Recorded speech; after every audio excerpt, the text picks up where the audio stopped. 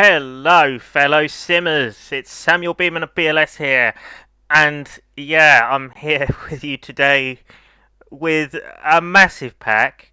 So this has been released recently on the British Locomotive Studios website. You can go and pick it up today via the website. So this pack was produced by a mixture of developers actually. So it's us here at BLS. We had Lewis Brown and Will Braddock as part of this. But it was also a collaboration project with third-party developer Breadface, who has supplied a few child objects and items towards this pack. He's done an absolutely fantastic job of it, actually. So yeah, fair play to him. Excellent work, Breadface. We'll get more onto what he contributed towards the pack as we go on through the reskins. So we're going to go through every single skin that comes with the pack. So there is in total 42 reskins that comes with this Sandite Syphons, as it's called, Megapack. And yeah, it is a very intensive pack. It is absolutely fantastic. It's basically based on the 1990s era Class 37s, which were used for Sandite purposes along the Lickey Incline. And yeah, basically, they were more sort of bruised and battered 37s, and they kind of, came in a variety of different liveries, as we can see here. We've got all kinds of mixtures going on here, from Transrail to Dutch to Intercity, EWS, BR, large logo even. So yeah, there is plenty to look at here. So without further ado, I think what we should do is look at the unrefurb Class 37s first, which I put in line. So I'll put them all pretty much in class order. So let's move down to our first reskin, which is 37043 in Dutch Transrail, which is interesting because this is obviously, ex-Dutch with the Transrail logo on it. You can see the fantastic weathering that's been done by Lewis on this reskin. And we come over to one of Breadface's items, which is the Sandite ports. Now, these are obviously not present on the AP Class 37s originally. And what's been done here is there's been, in a sense, a child object basically objected over the engine room window, which is just a fantastic addition, really. It looks brilliant. They've done an absolutely fantastic job on it. And we've got all kinds of bits and pieces with these 37s, like front end differences. So as you can see here, this end, the number one end in particular, had NEDs written on it. And the number two end, well, also has NEDs written on it. Wait, should that have NEDs on both sides? I could have sworn like it was only on one side only, but okay, fair enough. But yeah, so there's been a lot of additions, a lot of research that has gone into these 37s. I know Lewis spent hours researching these and has really put the effort into getting these as accurate as possible. So moving over to 37131 now, which is a plain sort of Trainload two-tone grey livery, as it were. And we can see here on the number one end, it has welcome aboard, 37031. And on the other side, it's just plain. It doesn't have welcome aboard written on it.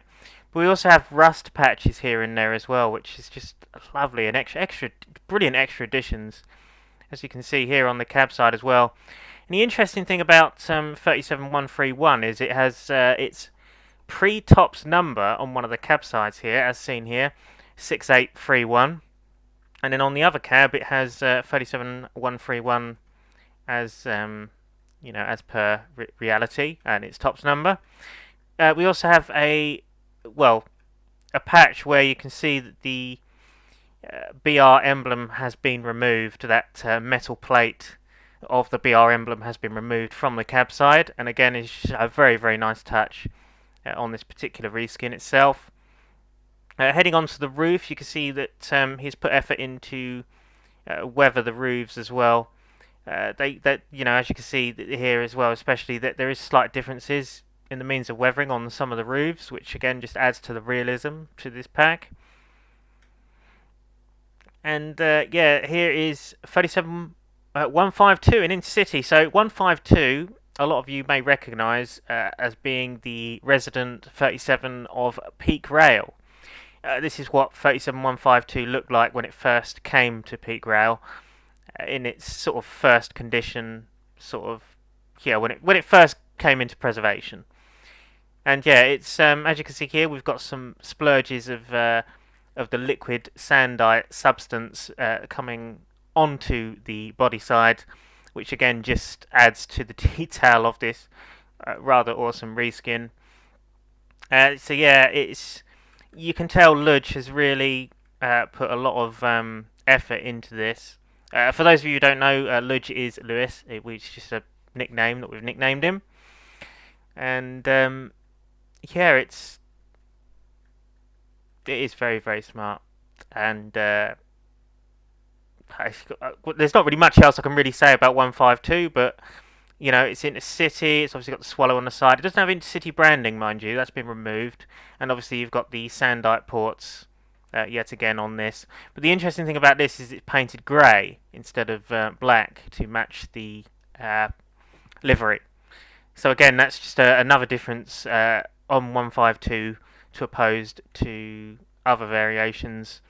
You can also see on 37043 here, which I've just noticed, that you have on one side it is painted to match the livery, but on the opposite side it is actually just plain, which again, you know, just adds just these little things that I always tend to find something different on these reskins. There's always something different to look at, and that's again another reason why I feel that, you know, it is worth getting this pack for, just because of, you know, the amount of differences that these 37s have, the different variations. It's great, and it's brilliant to see that Lewis has gone into the detail of recreating these 1990s bruised and battered 37s into TS Classic. So here we have 37153, which is in Transrail Dutch again. And yeah, just to be honest, with 153, it's again just pretty much near enough the same as 043, but obviously being the centre box version in regards.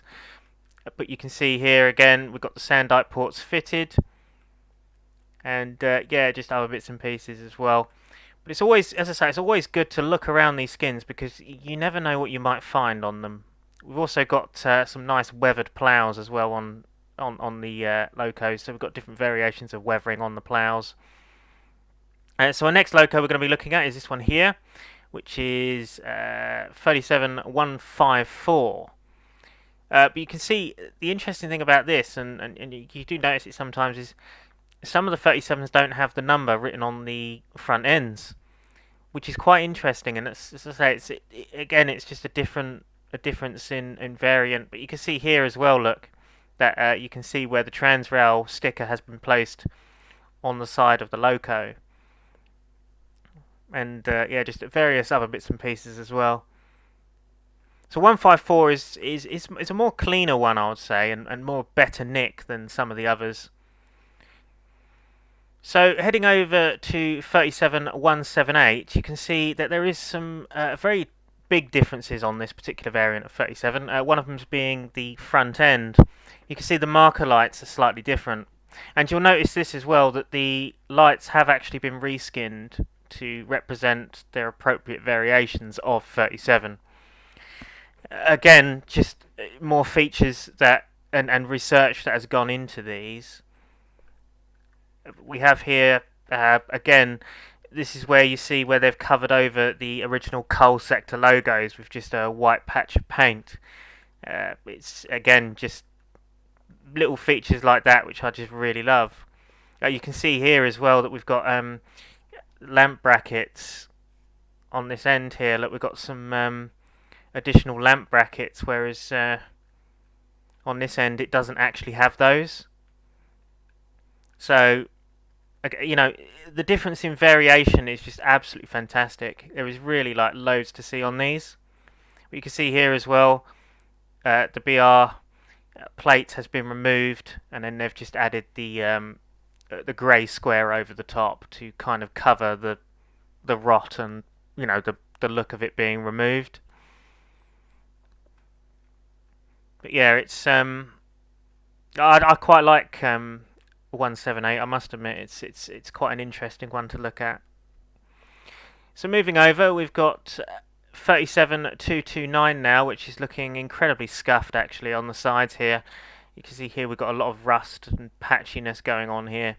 This is a very well worked loco and a bit more beaten up to oppose to some of the others, especially on some of the front ends as well. But you can see here, the difference in front end variation as well, and just it really is a testament to the skills that Lewis has in the means of the artwork and the amount of detail that he puts in to his packs. And yeah, he has really done well of this. So moving over to 37230. So obviously we're not going to. I'm going to try and get through these as quick as I can because there's 42 to get through. But yeah, moving over to this particular reskin, it's in Dutch Transrail again. But the interesting thing is it's slightly different, and you can see that the Dutch livery is slightly more faded on that version to oppose to the other ones that we've seen previously. But you can see here again, we've had the depot plate removed on the side of the cab, and you can see where it's been removed. 37230 written on the cab side. We've also got differences in the means of livery applications on both sides of the loco as well. So you can see this side looks considerably more cleaner than that side, which again just adds to the overall look of, just adds a bit more interest to the particular reskin.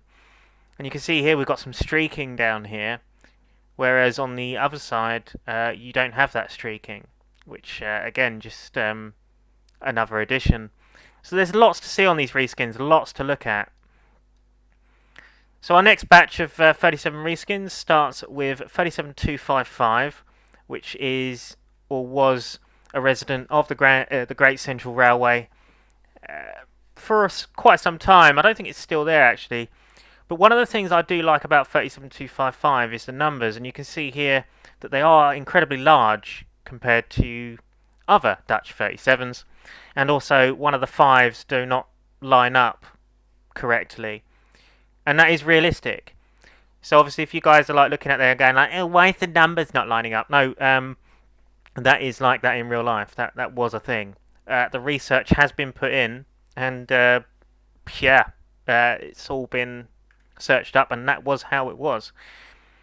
On this we have the sort of BR emblem painted on the cab side here, which is interesting because you can see that where the original plated version was actually attached on the cab side, but they've just painted that one on, or just transferred it on, as it were, instead, which is an interesting feature. But yeah, so 37255 has been featured in one of our previous packs as well. I believe it comes with the Great Central Railway Locomotive pack. But the one in the GCR Loco pack is slightly different compared to this one. It does have some differences. But you can also see here as well that the on this particular cab end, the numbers are smaller and more to what they should be, to opposed to the other side, which has the large numbers. Again, just nice differences that people can spot and have a look at. But so the next reskin is Departmental Grey.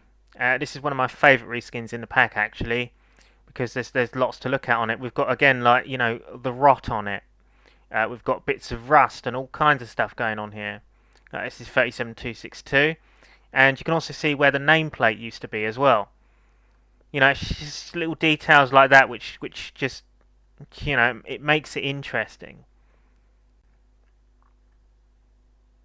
But there we go. So that is 262 in Departmental Grey, which is quite a unique livery for a 37. And yeah, it's interesting to look at. Oh, there's a bit of clipping going on there. So the next reskin again is you can see the differences here. we've got a different front end variation on this particular 37 because the marker lights are different and the headlight is actually lower down. So this particular 37 is 37263 in Dutch, so it's just Dutch. There's no Transrail logos on this one. And again, you know, we've got bits of rust here and there where it's showing signs of rot, and sort of little bits of patchy bits starting to come through on this particular end here. We've got some writing down there as well, which not quite sure what that means, but it's there nonetheless. And it's also down there as well. There is the lamp iron there. But you'll notice as well on 262 especially, you can see where the lamp iron used to be on it. So it's where they've taken it off. Why did they take it off? I have no idea, but it was taken off. So the next skin is 37294. So we've skipped ahead a couple of numbers now. And this one, again, it has a slightly different livery application, because you can see that the yellow panel in particular is more orange to oppose to the more yellow of 37263 beside it. And also, again, you know, the Dutch livery in general is a slightly different shade, because obviously the differences in sun, you know, one of them might have been sat outside in the open longer than the other. Again, we can see here that the BR emblem was removed and just, you know, painted over in a sense to obviously remove the tackiness of where it used to be. But another thing that's been done on this particular version of 37 is the rot underneath the headcode box. You can see that it's starting to get a little bit rusty and starting to wear away. So that is 37294. Let's have a look at the roof. Got much in the means of roof detail? The roofs are fairly similar. There is, you know, some slight differences in the means of like colouring and weathering here and there. But generally the roofs are very, very similar on each of the 37 variants. So another 37 we come over to here is, again, another one that I really do like about in this pack, and that is 37330. And you can see here on the side we have some rust patches coming through on the old blue, as it were. And we've also got some duct tape placed on the side of the cab there, which is there again in real life. The research has been done, but yeah, you can see the duct tape there, which has been taped on the side, just sort of peeling off. It's obviously not a 3D object, because, you know, why would you? But it gives that sort of you know, interpretation that it is 3D, that it's popping out at you. And this particular 37 is the first 37 that we actually see with the nose horns, which again is another child object which has been made by Breadface. These nose horns, which were fitted to some 37s. Why they did this, I don't really know. But before anyone says, these are not Deltic horns. These are 37 horns that have just been removed from the roof and put on the nose. Why, I do not know. But yeah, they are not Deltic horns. Because I know that, like, some people are like, you know, they say that these are, you know, Deltic horns, or they look like Deltic horns. Yes, okay, they're on the nose, they look like Deltic horns, but at the end of the day, they are still 37 horns attached to the nose. So yeah. Yeah, so that's 330. We've got this side is, as I say, different to the other one. We don't have the patchiness, well, we don't have the rust coming through. And yeah, again, this is another one that I really, really do like. But you can see here we've got a large logo here with a bit of paint scratching off. But on the other side, it doesn't have a large logo. So, you know, again, it's these kind of differences that you've got to spot when you're looking at over these reskins, because there is so much to see on them. So the next one is 37332, which is in coal sector livery, which still, well, retains its coal sector logos, which is interesting. And again, this is another one with the nose horns. And yeah, you can see as well, again, it's another one where the nameplate has been removed. So it originally had a nameplate. But yeah, it's the guys involved with this pack have really done an absolutely fantastic job, and I'm not just biased because the fact that obviously I work in BLS and I'm a part of the dev team that created this.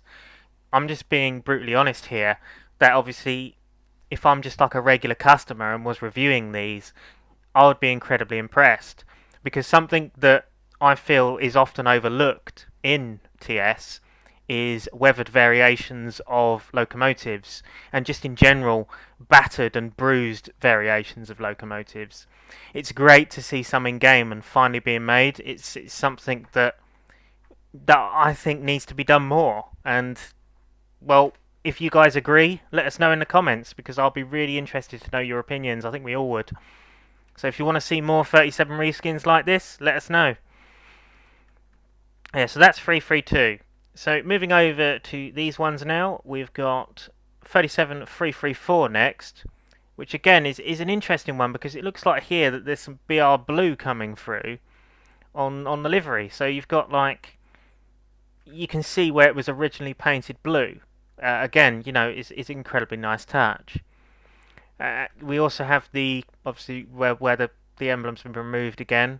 And again, this is another one with the nose horns. So there was a couple, really, that had nose horns fitted. And I believe 334 was one of the ones that was featured in VideoSim Issue 5.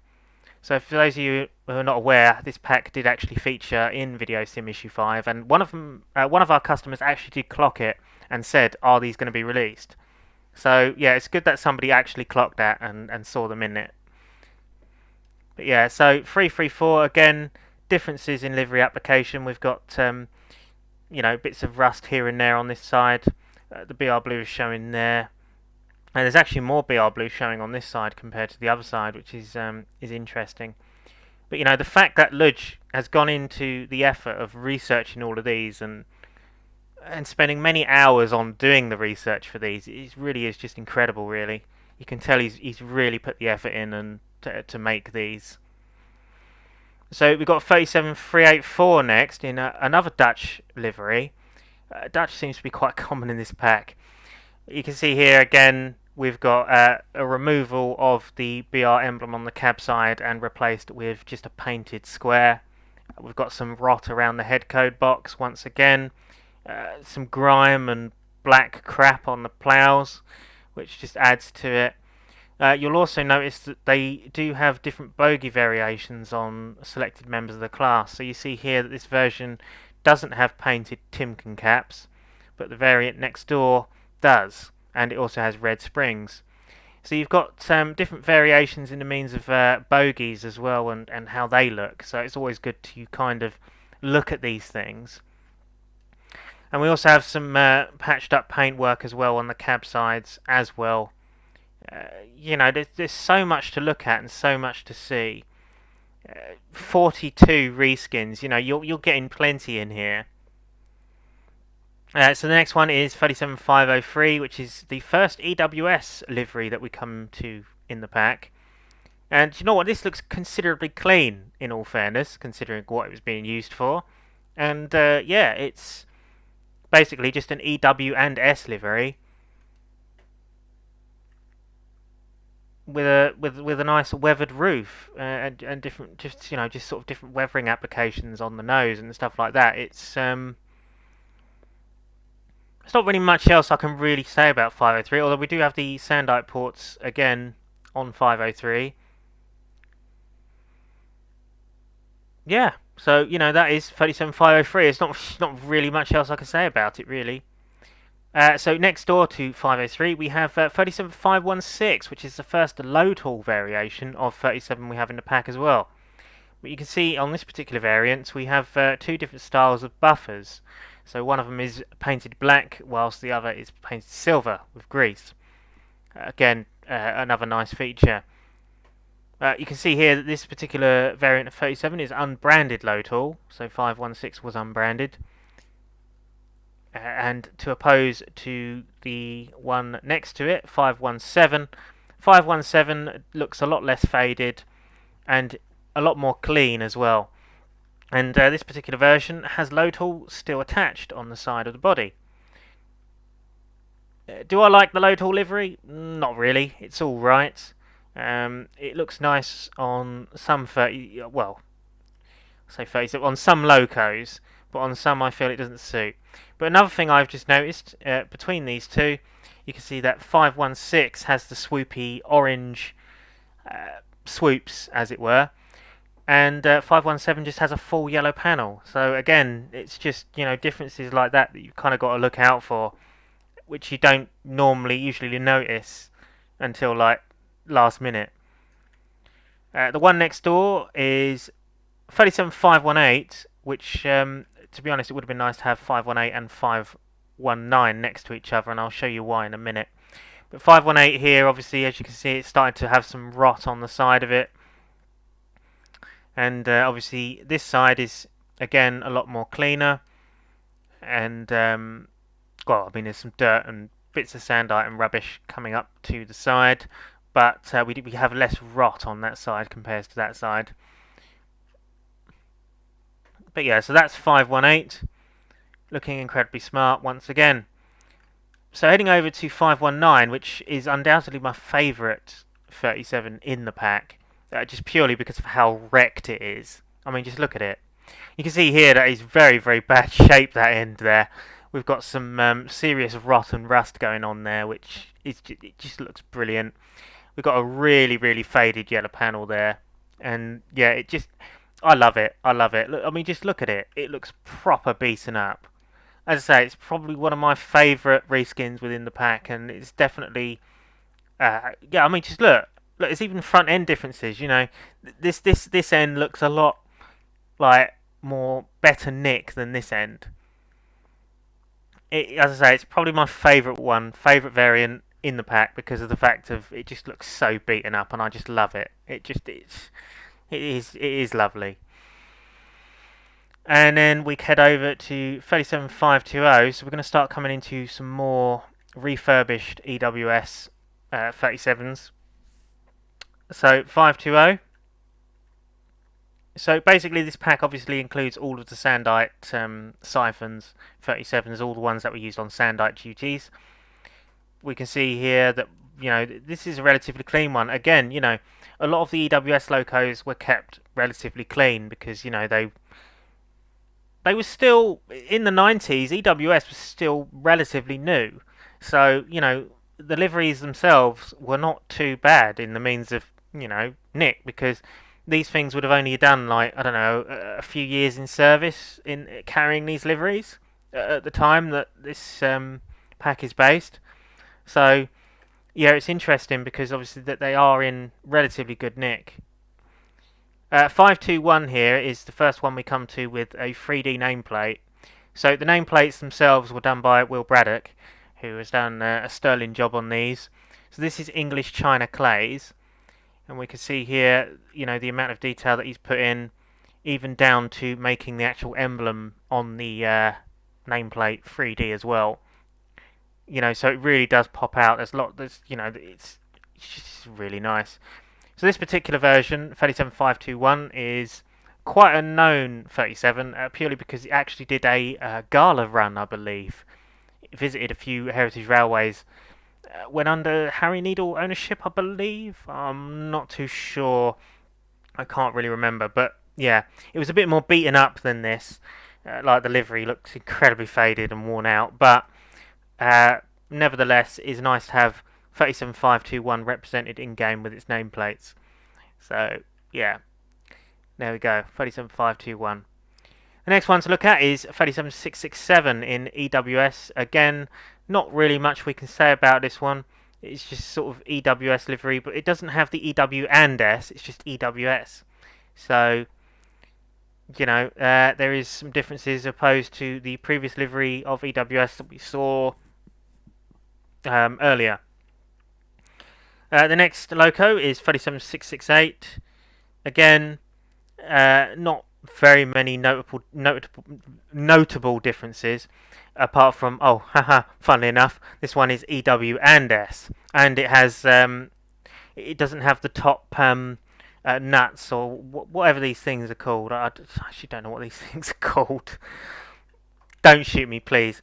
But yeah, it doesn't have these on top of the nose, as opposed to this one. And it's EW and S and not EWS. Why some locos were EW and S instead of EWS, I do not know.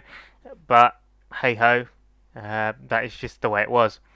So the first one, the next one to look at is 37669.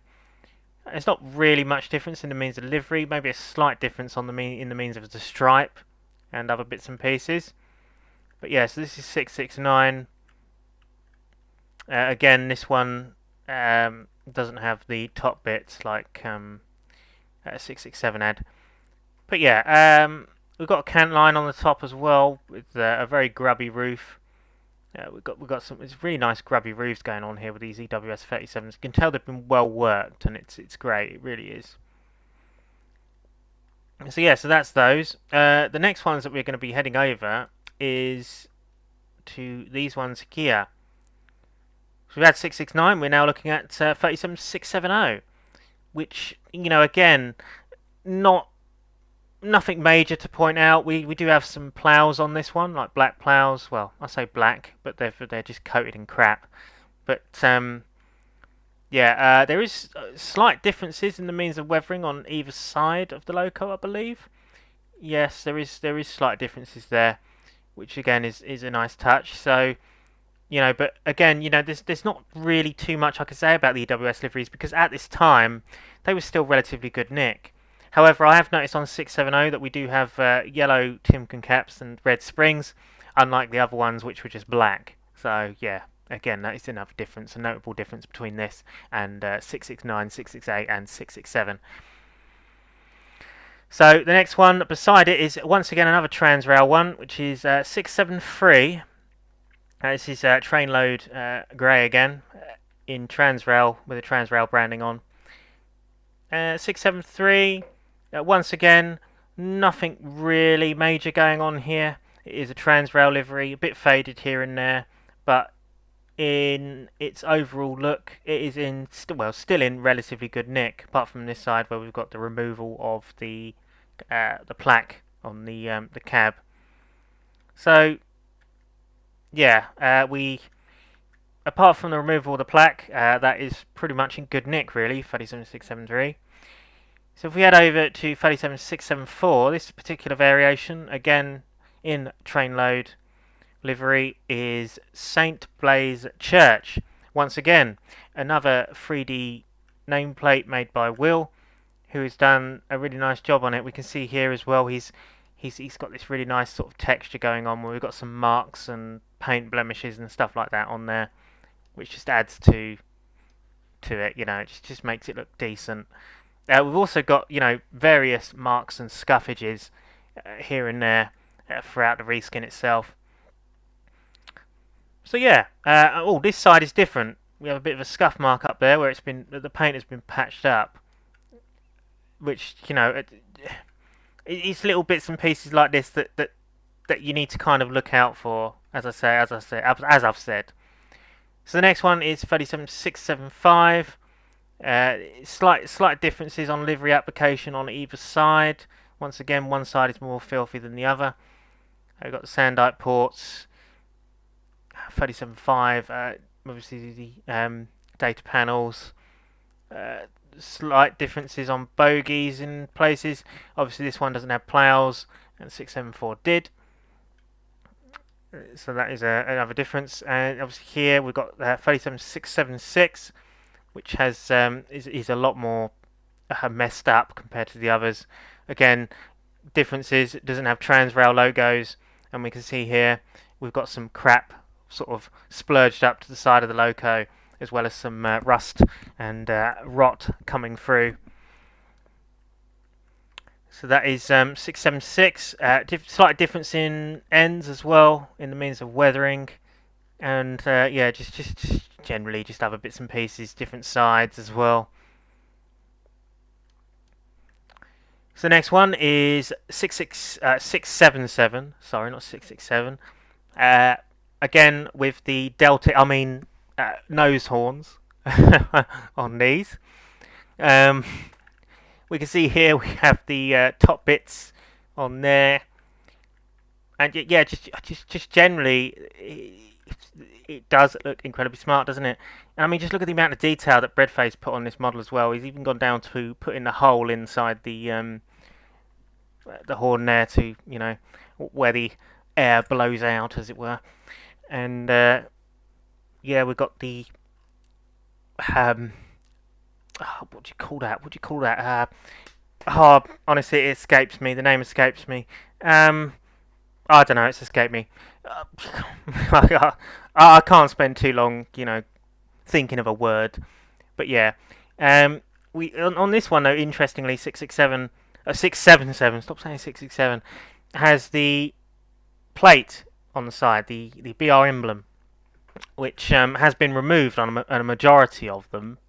So it is interesting to see that this particular version still has that present. So yeah, that's an interesting addition to 677. Yes, 677. There we go. Right, so now that we've had a look at those, we're going to head over to more. Yes, there is more, which is 680, which again, we've got patches of paint. You know, you can see where the plate has been removed, but obviously they've you know, patched up the holes, or the rust or what have you was still exposed, and just painted it over to make it look more, you know, presentable, as it were. It's interesting that they only did this for a certain amount, so they only put amount of love and care to some of them compared to others. But yeah, so that's 680. Once again, scuffages and marks on both sides of the body, different variations of scuffages. Obviously this side is a bit more worse than the other side. So moving over, we're now going to head into some named variations of EWS Class 37. You can see 37682 has had a bit of a prang. We can see there that it has hit a tree, or something has happened, because we've got dents inside the nose, which are just sort of textured on the front, but obviously you can't really object it on, but it gives that illusion that it has got dents in it, which again is incredibly nice touch. So this is 682, which is Hartlepool pipe mill,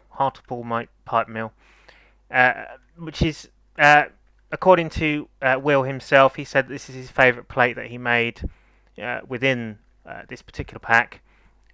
Why this is, I do not know. It's probably because of the fact that it's quite a large plate, and we've got like a British Steel emblem over here as well, which again just adds to it.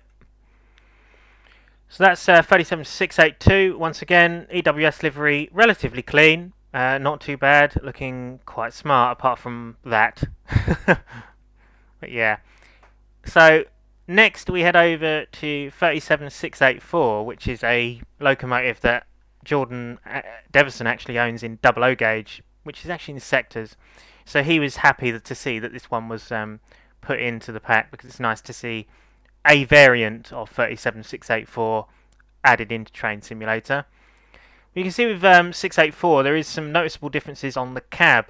We can see here that the middle window surrounds are painted grey instead of, you know, black. It's got, like, in other words, it's got the reinforced window, which is an interesting feature. And we've got the iconic Peak National Park nameplates modelled on the side, which is a lovely nameplate, I must say. I really do like it. You know, we've got the 3D items on there. Yeah, that is a smart nameplate. Will's done a really good job on that. So that is Peak National Park 37684. Very, very nice loco. And yeah, it's represented well. So the next one is 37685, which, as you can see here, is a little bit more tatty. Once again, this is in Intercity, but this time, unlike 154, no, not 154, 152 even, this has Intercity written on the side of the loco and the swallow, but obviously 152 didn't. So again, different variations of livery in the means of Intercity, something different to spot. We've also got a bit of grime and muck on top of the nose as well, which just again adds to the effect of it's a worked loco. It hasn't been cleaned very often recently. And then we come over to 37688. Again, another version of 37 that has the nose horns. Obviously, we've got painted nose horns on this one, which matches the livery. So yeah, it's very, very nice to see. And to be honest, these are actually baked really well, and they match the livery very well as well. You wouldn't really think that those were made by somebody else. You would think that that was part of the AP model. The fact that it is done to that good a quality just shows the amount of craftsmanship and work that Breadface put into actually making those. Yeah, he's just done a sterling job of it. He really has. And it's great to have a collaboration with him. To have a project that it's nice to have the occasional collaboration project with other developers. It's nice to have other people involved to kind of share our skills and to have a good time creating something, and that's really what what this is all about, and that's what it's about in train sim development. And so next up we have 37689, which is a bit more of a faded Trainload livery. Once again, to be honest, in the means of we do have some rut underneath there. But in the means of the body itself, it's not too bad. It's the front ends that are mainly the issue, as you can see here with all the rust. But again, it's a nice addition. It's interesting. So I think we're coming up to our final lot of 37s, which we are actually, which thank God. So we can actually go on to driving one of these in a minute. And this is 37694. Which again, EWS. So the EWS ones you tend to look at and find that they don't have as much in the means of variation compared to the older Trainload ones and Intercity and Load Haul. But you do, however, have obviously different variations in bogies and just other bits and pieces here and there, especially with the nameplates and stuff like that and nose horns, Sandite ports, etc. We can see here that 695 has the extra lamp brackets either side of the headco box, whereas 694 doesn't. So again, difference in variation of front ends. Very nice touch. We come over to 697. Again, there is a slight difference with this. We have the nose horns on these. So there is notable differences. So here we have yellow ploughs on 695, and on 697 they are more black and more, coated in crap, as it were. So yeah, it's there is slight variation differences on the EWS ones. So it's it's still nice to see.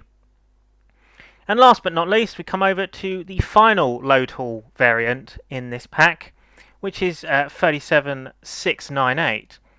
Again, this is a version that has the swoops on the nose, and it's the only version of Load Haul 37 we have in the pack that has the centre box. This one is looking incredibly filthy. It's obviously been worked and well worked. Probably one of the ones that are more used compared to the others. So, it's interesting to see that represented and done well in the means of the reskin. But yeah, that's 698. There we are. So what we're going to do is we're going to place one of these down, or two, or three, or four, or what have you, and drive them along a route, just briefly. Not going to go too far. What route it's going to be yet, I do not know. But basically that is the overview of all of the reskins that come with the Sandite Syphons Class 37 Megapack. So the next thing to do will be to actually drive the locos. So I'm going to leave you guys for a bit, head over and look for a route, place a loco down, and get started. See you in a bit. Okay, so here we are on what is an unreleased route and is likely to be and stay unreleased.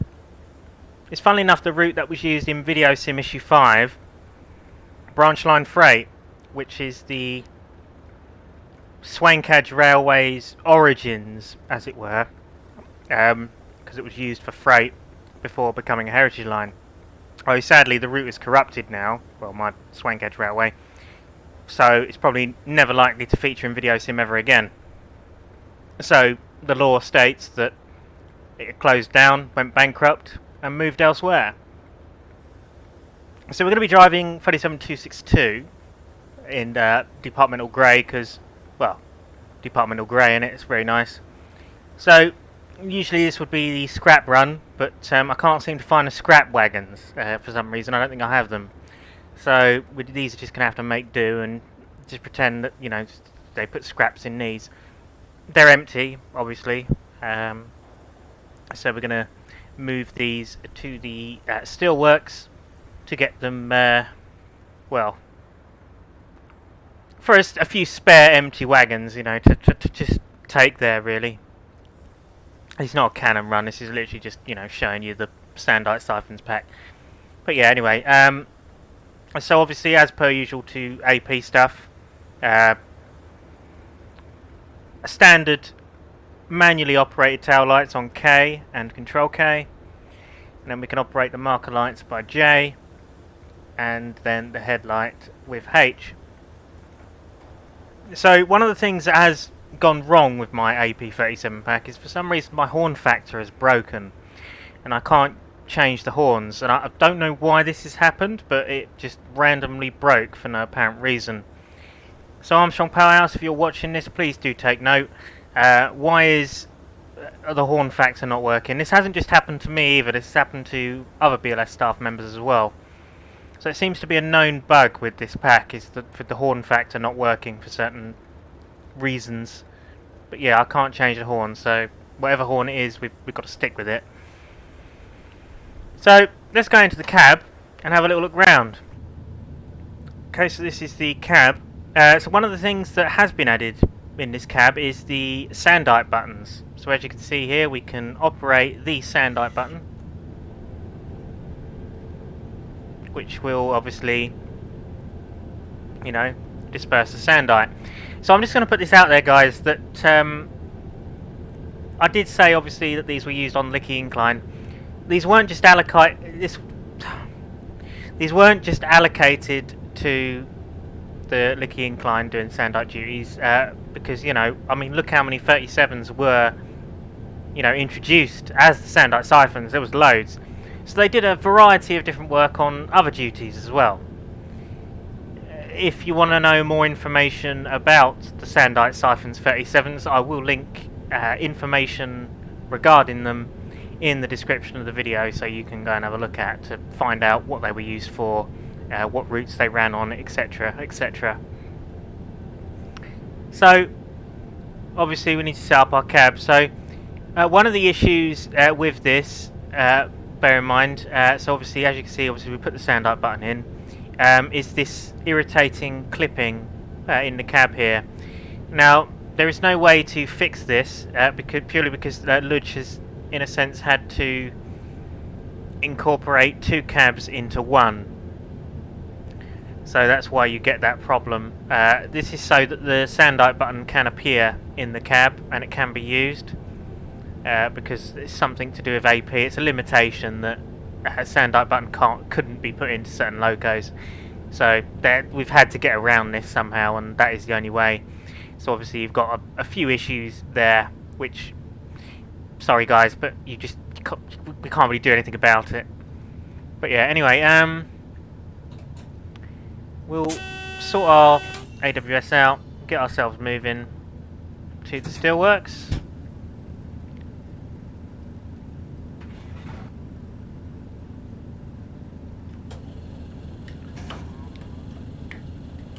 So we'll make sure our road is set. At the moment it's on the main line, so we want to change that to the branch. There we go. There we are, it's now showing a different aspect on the signal. Stick our instrument lights on.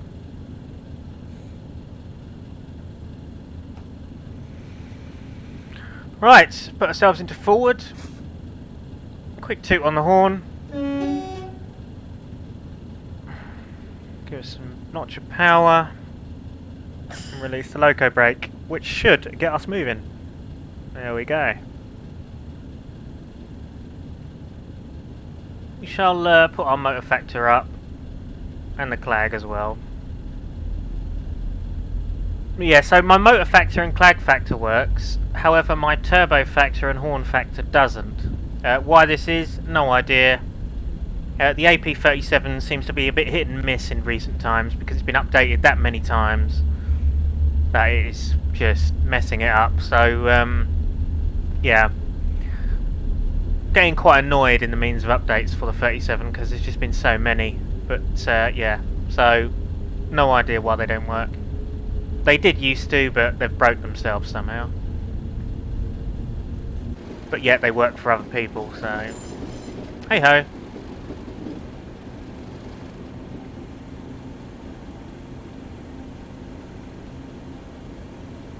So in the means of scenery on this route, it's not the best. It's a very basic route. It's mainly just used for filming stuff.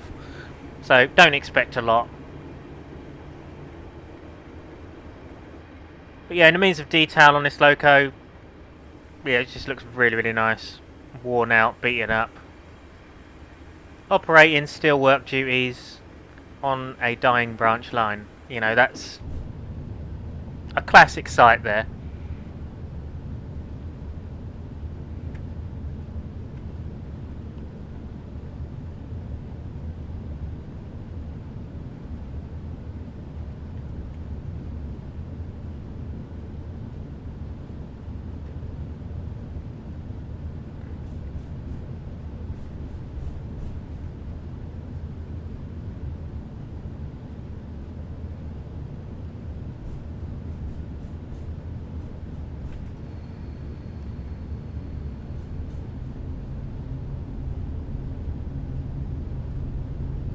Are we capped at 15? I'm not sure if the speed limits have been set up on this route or not.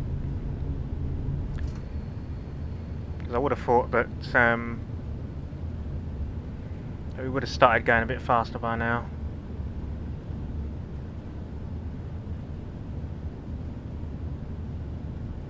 Oh, there we go, 30 now. So they have been set up, that's good.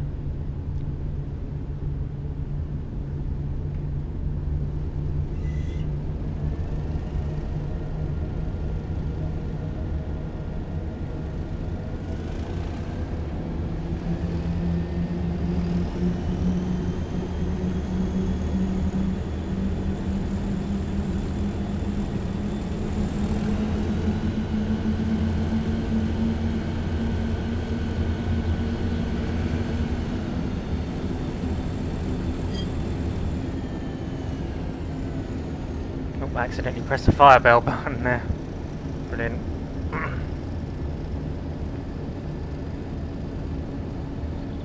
I love that how you can use the instrument dimmer, it's cool.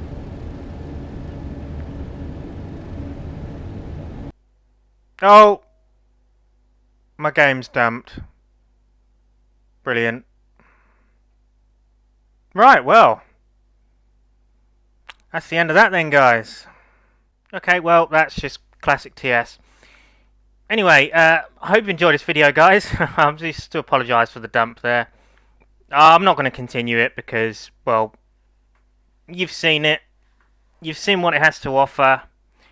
If you're interested in getting it, go and get it. It is now available at British Locomotive Studios. I shall link the pack in the description of the video if you're interested in getting it. So yeah, that was the Class 37's Sandite Syphons Reskin Megapack by BLS and Breadface. Thanks for watching, guys. This has been Samuel Beeman of BLS. I'll see you in another video. Goodbye for now.